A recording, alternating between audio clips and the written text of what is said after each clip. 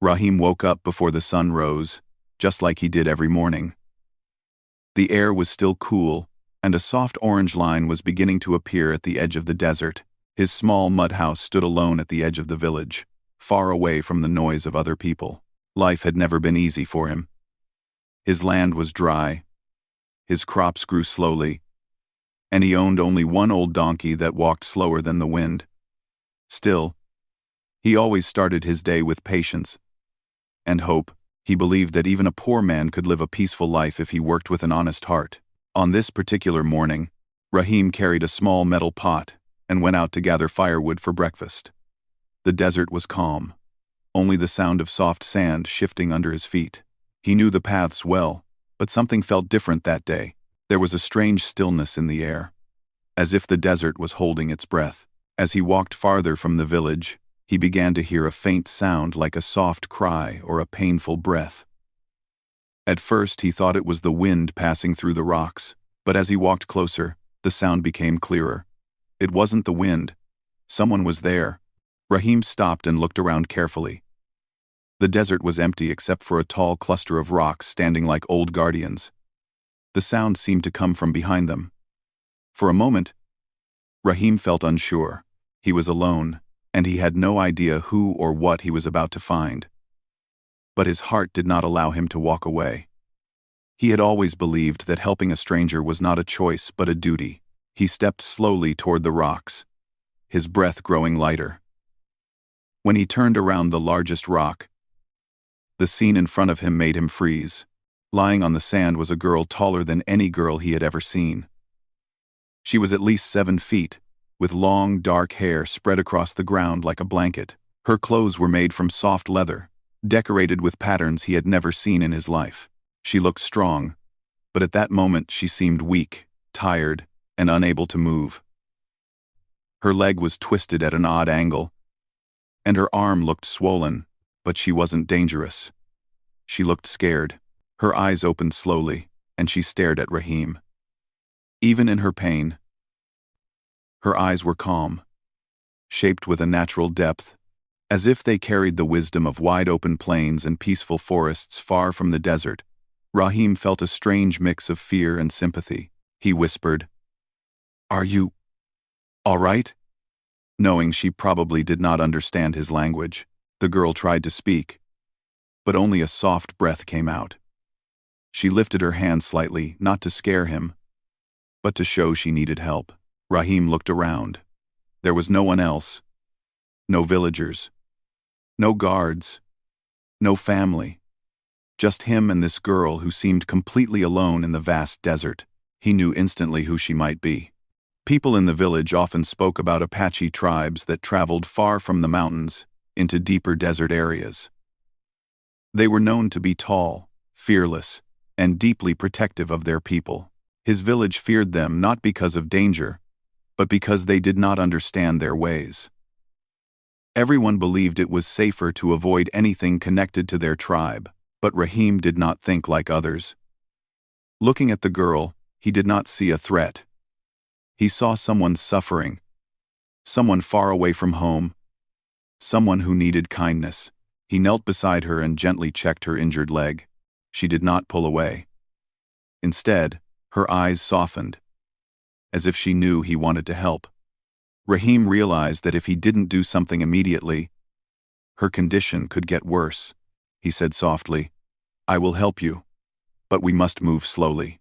The girl blinked once, as if giving him permission. Rahim had no idea how he would carry someone so tall and heavy. He was just a thin farmer with tired shoulders. But strength was sometimes not in muscle.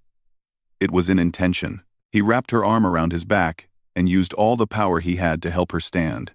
She struggled, leaning heavily on him, but step by step they moved. The journey back to the village felt longer than ever. Rahim stopped often to let her rest. Every time she sat on the sand, she looked apologetic. But Rahim simply shook his head and smiled gently. He knew she didn't choose to be hurt, and he didn't choose to leave her there. But he also knew he could not take her straight into the village. People would panic, make noise, and maybe start rumors. So instead of going home, he took her toward an old hut, made of stones and wooden beams. a place no one used anymore. It was quiet, hidden, and safe. Once inside, he helped her sit against the cool wall. She closed her eyes, breathing deeply. Rahim quickly fetched water from a nearby well. Filling a clay cup and bringing it back, she drank slowly, as if every drop was precious. Rahim prepared herbal paste from dried leaves he carried in a pouch. His mother had taught him long ago how to make basic medicines from desert plants. The girl watched him carefully, her eyes following his movements with trust. When he gently placed the paste on her injured leg, she winced but didn't pull away. She let him wrap the leg with a piece of cloth he tore from his own shirt. Then he covered her with his old blanket so she could stay warm. After a while, she spoke a word softly, her voice rough but kind. Ayana. Rahim realized that must be her name. He nodded, and with his hand on his chest, said, Rahim. Her lips curved into a weak smile. They did not speak the same language, but they understood each other enough. Ayana pointed to her leg, then to the sky, then made a wide circle with her hand. Rahim guessed she had been separated from her tribe. They must be searching for her, but the desert was wide, and she could not walk far. Rahim assured her with simple gestures that she was safe. She relaxed a little, her breathing steady. As the day passed, Rahim brought her food, soft bread and dates. She ate slowly, showing gratitude through her calm expression. Every few minutes, she looked toward the door, as if expecting someone. Rahim understood. She missed her people, but until they came, she had only him. By evening, Rahim stepped outside to gather more firewood. The sky had turned golden, and the desert glowed softly. But he noticed something that made him nervous. A few villagers were standing at a distance, whispering to each other and pointing toward the old hut. He knew gossip traveled fast. If they found out an Apache girl was inside, they would panic. They might tell the village elder, who would order her removed. Rahim felt a strange protectiveness rise in him. He had promised to help her, and he would not break that promise. He walked back inside, his mind already thinking of ways to keep her hidden until she recovered. Ayana noticed the worry on his face. She looked at him with concern. Rahim smiled, trying not to show fear. He pointed to himself, then to her, making a sign that meant, I will protect you. Ayana nodded slowly. She believed him. The first stars appeared outside as the desert cooled. Rahim sat on the ground near the door, guarding the hut like a silent shield. Inside, Ayana slept, trusting a man she had known for only a few hours. But sometimes, trust did not need years. It needed only a good heart, and Rahim had one. Little did he know that his small act of kindness would soon bring the entire Apache tribe to his doorstep and change his life forever. Rahim woke up while the sky was still dark. Only a thin blue line showing that morning was near. His body felt tired from the long day before, but his mind reminded him of the promise he made. Ayana was still resting inside the abandoned hut, and she needed his help more than ever. Rahim dusted the sand off his clothes and walked quietly inside to check on her. Ayana was awake but lying still, her eyes half open, watching the ceiling. When she saw Rahim enter, she gave him a small, calm smile. The swelling on her arm looked slightly better, and the herbal paste he had applied the night before had dried into a thin layer. Rahim felt relieved. It meant she was healing. Even if slowly, he picked up the clay cup and offered her water. She drank carefully, as if each sip helped her regain a little strength. Rahim sat down near her and tried to show with his hands that he would bring breakfast soon. Ayana nodded, understanding his gestures. Even though they could not speak the same language, their eyes and actions said enough. Rahim stepped outside and closed the wooden door gently. The village was slowly waking up, with soft voices carrying through the breeze. Women were preparing morning meals, children were chasing chickens, and men were walking toward the fields. Life looked normal, but Rahim felt a quiet tension inside his heart. He knew that if anyone discovered Ayana in the hut, they would not understand his decision to help her. He gathered some bread and dates from his home, trying not to draw attention to himself. The village shopkeeper saw him walking fast and asked if he needed help. But Rahim simply smiled and said he was late for work. He didn't want any questions today. He only wanted to keep Ayana safe. When he returned to the hut, Ayana sat upright, trying to stretch her injured leg.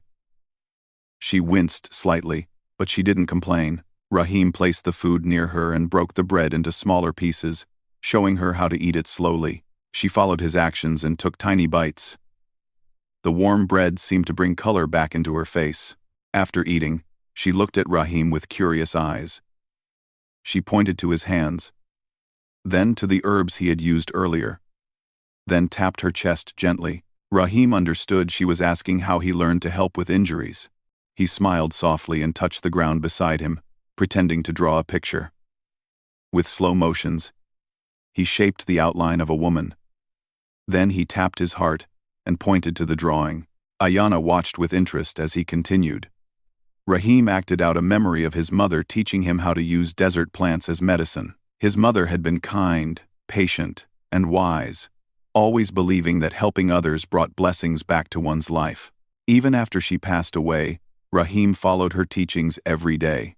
Ayana gave him a warm smile, as if she respected the lesson behind the story. For a moment, the hut felt peaceful. The morning light slipped through the wooden cracks, creating golden lines on the floor. The silence between them was comfortable, full of understanding. But outside, the village mood was changing. A group of villagers walked past the hut, talking in low voices. Rahim could hear their footsteps. They paused for a moment, whispering to each other. He knew they were suspicious. He held his breath until they walked away. Ayana noticed his worry. She placed her hand gently on her chest, as if asking if she was causing him trouble. Rahim quickly shook his head. He smiled, trying to reassure her. He wanted her to know she wasn't a burden. She needed help, and he was there to give it. Ayana then surprised him. She pointed at herself, then made a walking motion with her fingers, then circled her hand near her forehead like someone calling out. Rahim realized she was trying to tell him she had been searching for something or someone when she got injured. Then she lightly tapped her chest twice and made her hand rise upward, as if saying she was rising or growing. Rahim's eyes widened. He understood now. She was not an ordinary member of her tribe. She was someone important, maybe even being trained for a special role. This explained her confidence, her calm expression, and the decorated patterns on her clothing. Rahim wondered who might be coming for her. The Apache tribe was known for strong loyalty. They would not leave one of their own behind. They must be searching the desert already. As the day grew warmer, Ayana tried to stand. Rahim rushed to her side to support her. She held onto him gently, testing her weight on her injured leg. She managed 2 steps before sitting down again, breathing heavily. But even those 2 steps showed she was determined to get better. Rahim spent the afternoon preparing more herbal mix and cleaning her wounds carefully. Ayana observed every detail, and sometimes she pointed to the herbs, asking questions with her eyes. Rahim explained with gestures, showing how each leaf helped reduce swelling or brought comfort. She listened with a seriousness that made him smile. She was a learner, strong in spirit, even when her body was weak. Later in the day, Ayana motioned for Rahim to sit beside her. She picked up a small stick from the floor and drew in the sand. First, she made a symbol that looked like a mountain. Then she drew a large circle with small lines, like rays from the sun. Rahim watched closely. She added several stick figures, each taller than a normal person. Then she tapped one figure gently. She pointed at herself. Rahim finally understood. She was showing him her home. Her tribe lived far from the desert, near the highlands. The sun-like symbol may have meant their camp or their gathering place. The tall figures were her people. She was trying to tell him where she belonged and how far she had traveled. But the drawing didn't stop there. Ayana added a long line that curved away from the mountains. At the end of that line, she drew a small dot alone. She pointed at it, and then at her injured leg. She had been separated from the group during a long journey. Maybe she got lost. Maybe something unexpected happened. But she found herself far from home. alone, in a place she didn't know. Rahim felt his heart tighten. She must have been wandering for days before he found her. He placed his hand over the drawing, then gently over her shoulder. He wanted her to know she wasn't alone anymore. She gave a soft, grateful smile. The sun slowly dipped into the horizon, turning the sky orange and purple. Rahim knew he had to check on the villagers before night came. He stepped outside quietly. The air felt thicker than usual. People walked slower, whispering more than usual. Rumors had begun to spread like a quiet storm. A few villagers stopped Rahim and asked why he spent so much time near the old hut. He smiled politely and said he was fixing the broken roof beams. They nodded but didn't look convinced. He knew he had little time. Ayana needed to recover quickly before the wrong person discovered her. That evening, Rahim returned to the hut with a small lantern. Ayana was awake, calm as always. She watched him carefully, sensing his tension. He sat beside her and explained with gestures that some villagers were suspicious. She lowered her eyes thoughtfully. She understood what danger meant, even if the danger was only misunderstanding. A few minutes later, Ayana did something unexpected. She reached for Rahim's hand and pressed it lightly, as if thanking him for everything he was doing. Her gratitude felt pure, steady, and real. Rahim felt a strange warmth spread in his chest. Helping her was not just duty anymore. It felt like a connection, something sincere. The two sat silently as the lantern light flickered. The desert night was peaceful, but Rahim knew everything could change soon. Somewhere out there, the Apache tribe might be searching. Somewhere in the village, rumors were growing. But inside the hut, there was only trust. Rahim promised himself he would protect Ayana until she could stand again.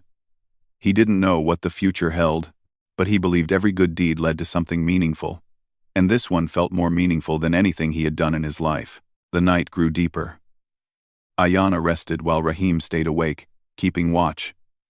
Unaware that the coming days would bring the most unexpected visitors to his door, the people Ayana called family. Rahim woke up before sunrise again, but this morning felt different. The air was cooler, and an unusual silence covered the desert, almost like the calm before something important. He opened the old wooden door slowly and saw Ayana awake, sitting upright with her hands resting on her knees. Her eyes were alert. She looked stronger than the day before. But there was something else in her expression, a quiet awareness, as if she sensed something he could not. Rahim knelt beside her and checked her leg. The swelling had gone down, and the herbal paste had worked well. Ayana watched him with calm eyes, noticing the way he handled her injury with gentle care. When he finished, she touched his hand lightly, thanking him in her own silent way.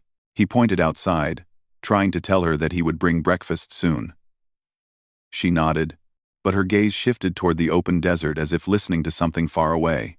Rahim stepped outside. The village was just beginning to wake up.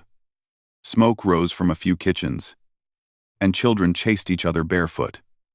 But today, people seemed more restless than usual. A group of men stood near the well, looking at the horizon and talking in nervous tones. Rahim could not hear the exact words, but he sensed their worry. He quickly gathered bread, milk, and dates, then hurried back to the hut. He felt a strange pressure in his chest, though he didn't know why. When he entered, Ayana was still staring into the distance. She took the food gratefully but ate silently, lost in her thoughts. After eating, she pointed toward the desert again, her expression serious. Rahim tried to understand her meaning, and she repeated the gesture with more intensity. She pressed her ear slightly as if she could hear something. Rahim stepped outside to listen, but he heard nothing except the usual wind. Still, Ayana seemed sure. Hours passed quietly. Rahim spent the morning repairing the hut door and tightening the wooden beams to make it stronger. Ayana watched him, sometimes helping by handing him small stones or sticks. The simple teamwork made them feel more connected, like two people surviving together in a quiet corner of the world. By afternoon, Rahim noticed that Ayana was standing more confidently. She leaned on the wall for support but took small steps inside the hut. Her balance had improved, and her face carried a determined strength. She looked like someone preparing for something important.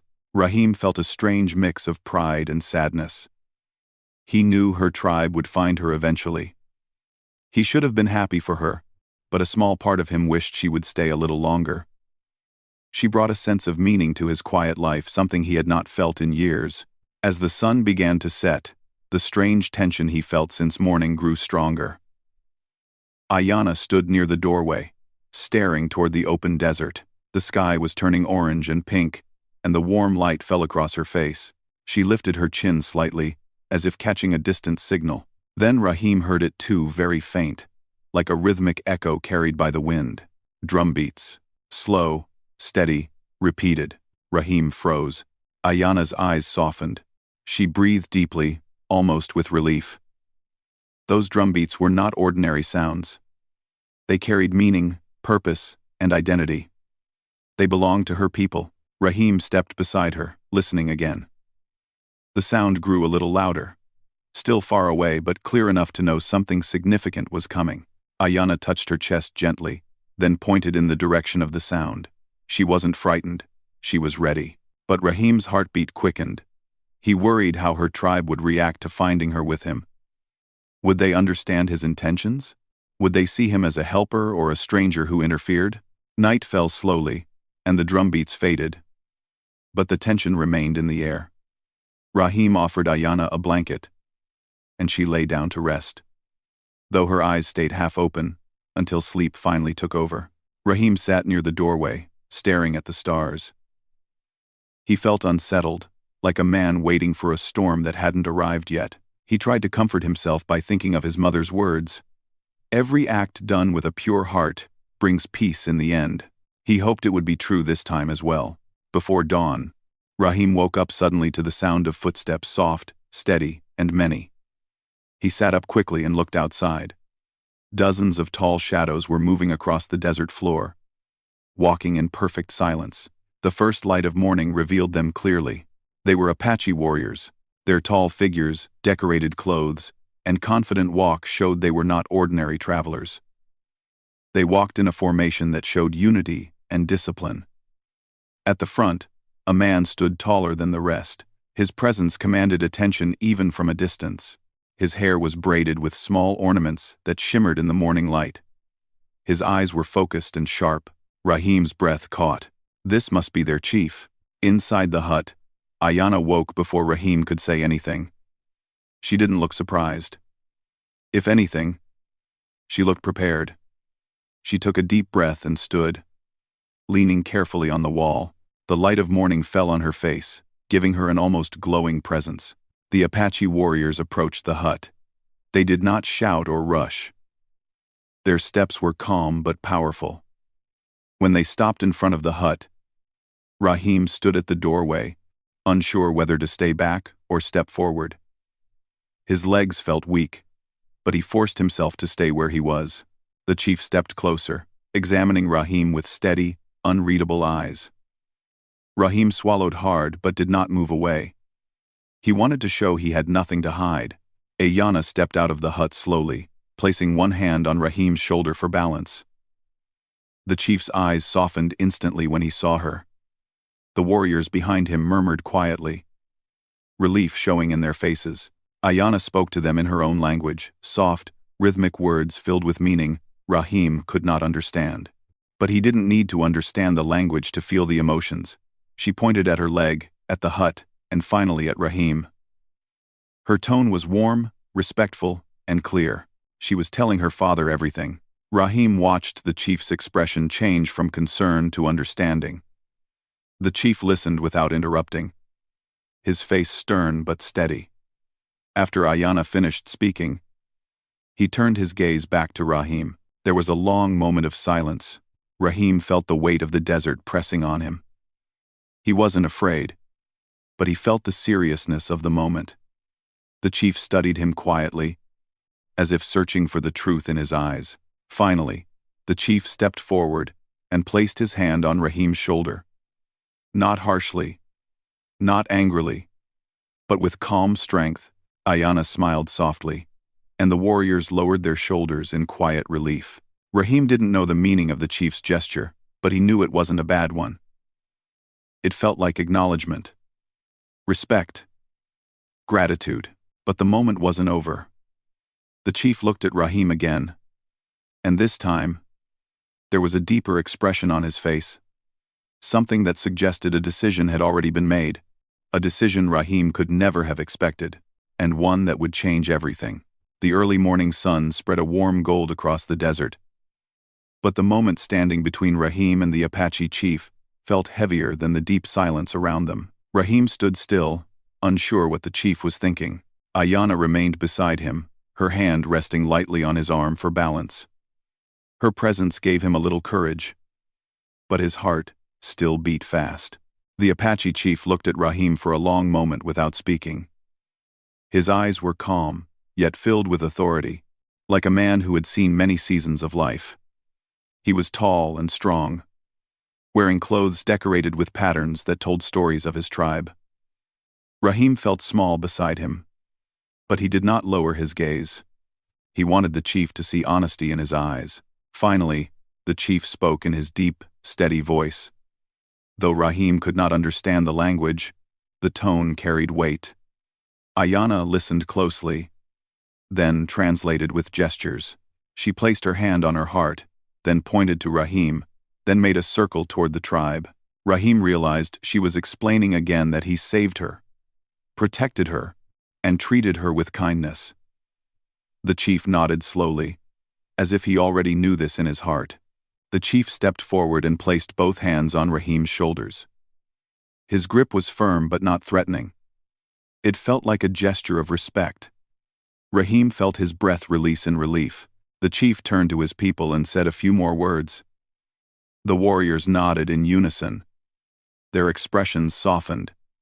They looked at Rahim not with fear or suspicion but with acknowledgement. Then something unexpected happened.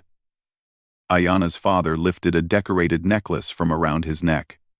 It was made of small stones and leather strands, clearly important. He placed it gently around Rahim's neck. Rahim froze in surprise. Ayana smiled brightly, her eyes shining with deep gratitude. She made a gesture, touching the necklace lightly, then touching the ground as if marking a place of honor. Rahim understood. The chief was giving him something sacred, a sign of respect, trust, and appreciation. The tribe was honoring him. Before Rahim could say anything, the chief spoke again. This time, he used slow, simple words in Rahim's language, even if the accent was heavy. You, good man. You, protect my daughter. Rahim felt warmth spread in his chest. The chief continued, choosing each word carefully. You, family friend. Our people. Your people. Rahim's eyes widened. He could hardly believe what he was hearing. The tribe was accepting him, not as a stranger, not as a problem, but as a friend. The chief pointed toward the land stretching behind Rahim's small farm, a wide, empty area that had always been dry and unused. He then tapped his own chest as if saying, ours, and pointed to Rahim as if offering it. Rahim took a step back in shock. Was the chief offering him land? A gift so large was beyond anything Rahim could imagine. He had struggled all his life with small fields and failing crops. The idea that he could own more land, especially land blessed by the Apache tribe, felt unreal. Ayana stepped forward and touched Rahim's arm gently, showing a calm smile. She motioned toward the empty land, then made a sign that looked like planting crops. Rahim understood. The chief was offering him a chance to grow, to live better, to build a life with more security. But that was not the end. The chief spoke again, this time with stronger words. Ayana translated through gestures. She pointed to Rahim, then made the sign of two palms meeting, like a peaceful friendship. She then pointed to the village, then to the tribe, then brought her hands together again slowly. Rahim understood. The chief was offering him something greater than land. He was offering a bond between their people. A friendship between the village and the Apache tribe. Rahim's act of kindness had built a bridge between two worlds. The chief raised his hand, and a few warriors came forward, carrying small wooden boxes decorated with simple patterns. They opened the boxes and placed items near Rahim's feet, carefully carved tools, pieces of dried fruit, soft leather cloths. These were gifts from the tribe to show their gratitude. Rahim felt overwhelmed. He had never received gifts like this. He didn't know how to react. He placed his hand on his chest respectfully and bowed his head. The chief nodded in approval. Ayana watched him with soft eyes. Her expression was full of warmth, almost proud. As if she was happy the tribe recognized his goodness. Some villagers, drawn by the sight of the visiting tribe, stood at a distance. They whispered among themselves, but none dared come too close. They had never seen the Apache tribe up close, and they had certainly never seen their chief treat a simple farmer with such respect. The chief noticed the villagers. He lifted his hand and made a calm gesture toward them. His eyes were steady but kind. The villagers stepped back, but their faces showed curiosity more than fear. Ayana stepped closer to Rahim and gently tapped her chest twice. Then she pointed to him, then to her father, then to the tribe behind them. Her movements were clear. She was telling him he was now an honored friend of the tribe. Rahim could hardly speak. He had never imagined that rescuing one stranger would bring him so much respect and bring two completely different communities together. The chief motioned for Rahim to follow him a short distance away from the hut.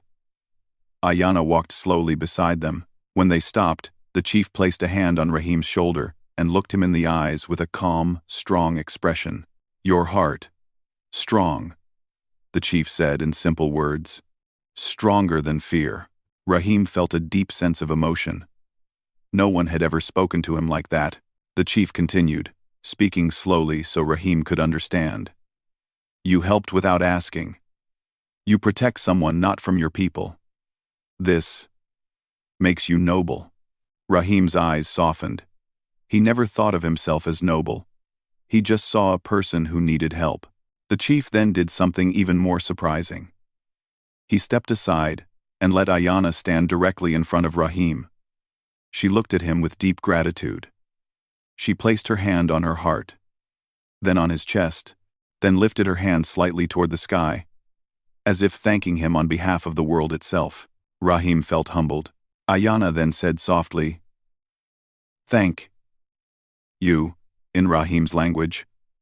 Her voice was gentle but filled with meaning. After a moment, the chief raised his hand and gave a signal to his people. The tribe approached slowly, creating a circle around Ayana and Rahim. It wasn't threatening. It was ceremonial, a gesture of unity. Rahim stood in the center of the circle, unsure what he should do, but Ayana smiled and nodded at him. He relaxed a little. The chief spoke again in his own language. The words were strong but peaceful, as if he was announcing something important. Rahim felt it in his heart. This wasn't just gratitude. It was an honor, a decision from the chief himself. When the chief finished speaking, Ayana leaned close and whispered softly, "You, now part of our story." Rahim felt something shift inside him, something big. The chief looked at Rahim with calm seriousness. Ayana translated with slow gestures. The chief had made a decision. Rahim was to be treated not just as a friend, but as someone with a lasting place in the tribe's history, someone whose act of kindness would be remembered for generations. Rahim stood silent, overwhelmed, uncertain how to respond, but the chief simply stepped forward and smiled a rare, respectful smile, and placed his hand on Rahim's shoulder once more. The decision was made. Rahim's life, and the bond between two worlds, had been changed forever. The days that followed were peaceful, almost strangely quiet after everything that had happened. Samuel woke early every morning, just as he always had, but something inside him had changed. There was a strange calmness in his chest, like he had finally stopped carrying a heavy weight that he had been holding for years. For the first time in a long time, he woke up with purpose, not only to take care of his land, but also because he knew he had become a part of something larger than his simple life. Naya was recovering well. Every day she walked a little farther, spoke a little longer, and smiled a little brighter. She spent time helping Samuel repair the broken parts of his farm, which made him laugh because she worked gently even though she was strong enough to do the work of 3 people. She lifted beams as if they were light branches, carried baskets of grain with ease, and even helped reshape the small shed that had nearly collapsed weeks earlier. Samuel often found himself watching her, amazed by her strength, but even more amazed by the kindness that guided her actions. Chief Rokan and the two elders stayed nearby as well. They lived in a small temporary camp, not far from Samuel's land. Their presence had brought peace to the entire area.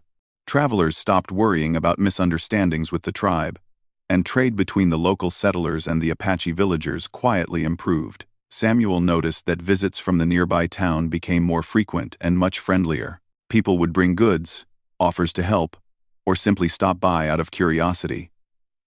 Though they always spoke politely and respectfully. One afternoon, Samuel stood by the cornfield, checking the soil with a calm expression. Life felt normal again, and better than normal. He heard footsteps behind him and turned to see Naya approaching slowly.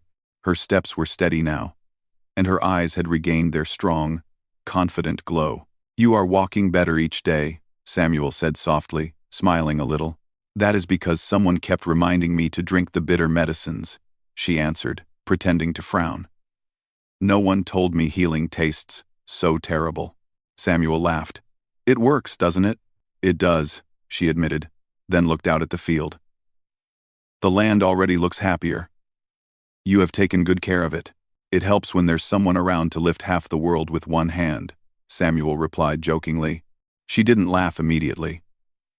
Instead, she looked at him with a gentle expression.